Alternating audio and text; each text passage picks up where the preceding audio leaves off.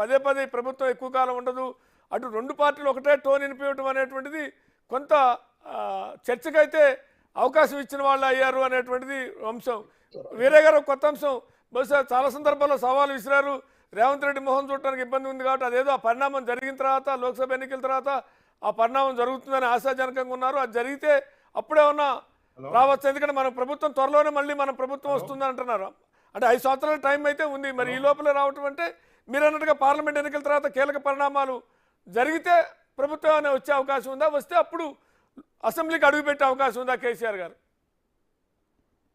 ఒకటండి, ఇప్పుడు తొలి రోజు నుంచి కూడా బీఆర్ఎస్ పార్టీ మొత్తం ఎమ్మెల్యేలు వచ్చి మా పార్టీలో జాయిన్ అవుతారు. బీఆర్ఎస్ని వారంలో ఖాళీ చేస్తాం, 10 రోజుల్లో ఖాళీ చేస్తాం, ఆనవాళ్ళు లేకుండా చేస్తాం, ఇంకొకటి చేస్తాం, ఈ ఎన్నికల తర్వాత బీఆర్ఎస్ ఉండదు, ఇంకో 10 రోజులు అయితే ఉండదని మాట్లాడేది ఎవరండి? ఇవాళ కూడా ఉత్తమ్ కుమార్ రెడ్డి గారు మాట్లాడారు, కోమటిరెడ్డి వెంకరెడ్డి గారు మాట్లాడారు.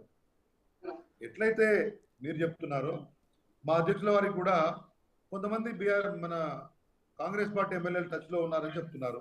కాంగ్రెస్ పార్టీకి అలవాటే కదా, వర్గపోరు ఉంటుంది. ఒకటో కృష్ణుడు, రెండో కృష్ణుడు, మూడో కృష్ణుడు, ముఖ్యమంత్రులను మార్చడము, దానికోసం వాళ్ళలో వాళ్ళు తగాదాలు పెట్టుకోవడాలు, గతంలో పథకలాలు చేసే సందర్భాలు కూడా ఉన్నాయి కదండి ముఖ్యమంత్రులు మార్చుకోవడం కోసం కాంగ్రెస్ పార్టీలో. కాబట్టి ఇవి రాజకీయాల్లో ఉన్నటువంటి పరిణామాలను వారు వాడారు. అంతా ఉలిక్కి పడుతున్నారు ఎందుకు? నెంబర్ 1. ఈరయ్య గారు ఒకటి చెప్పారు, తెలంగాణలో ఎవరు కూడా ఎందుకు రుణమాఫీ చేయలేదంటారు తప్పితే చేస్తానంటే వద్దంటారని మేము వద్దంటున్నాం. చేస్తానంటే డిసెంబర్ 9 డేట్ ఇవ్వమని చెప్పి రేవంత్ రెడ్డి గారికి మేము చెప్పినామా?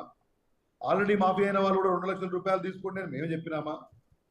ఎందుకు చేయలేదు, మీరు దాట వేస్తున్నారనే విషయాన్ని ప్రశ్నిస్తే ఒకసారి చేయలేకపోయినారు కానీ మీ పరిస్థితి చేసినట్టు కనబడతలేదు అని మాత్రం చెప్పినాము. దానికి అంతగా ఎందుకు ఆవేశపడుతున్నారనే విషయాన్ని నేను ప్రశ్నిస్తా ఉన్నాను. రెండవది, బీజేపీ తోటి కొట్లాడట్లేదు, బీజేపీ తోటి కొట్లాడండి, కాంగ్రెస్ తోటి కొట్లాడితే మీకు ఏమొస్తుంది?